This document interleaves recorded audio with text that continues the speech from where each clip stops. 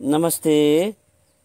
आज म कक्षा 11 को समाजशास्त्र विषयको समाजशास्त्रको परिभाषाबारे केही कुरा राख्न गइरहेको छु।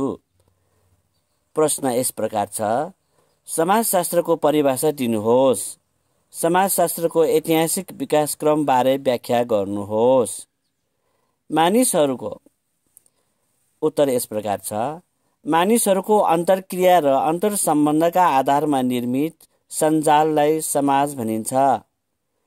समाज व्यक्ति, संस्था तथा अन्य सामाजिक मानवीय निकायहरूसँग अन्तर्निर्भर रहेको हुन्छ। समाजशास्त्रीय भाषामा समाज मानिसहरूको सम्पूर्ण क्रियाकलापहरू भएको एक समिति हो।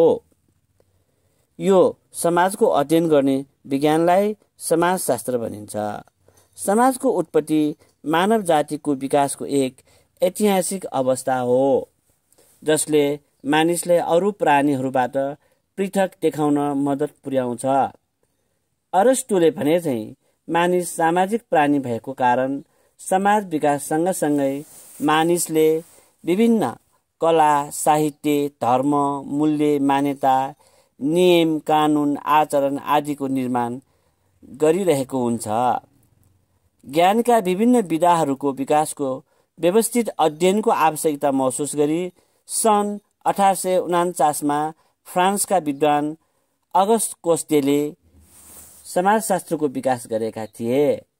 उनले मानवले निर्माण गरेका सम्पूर्ण पक्षहरू तथा सामाजिक संरचना र यसका विकासक्रमको अध्ययन गरेका थिए।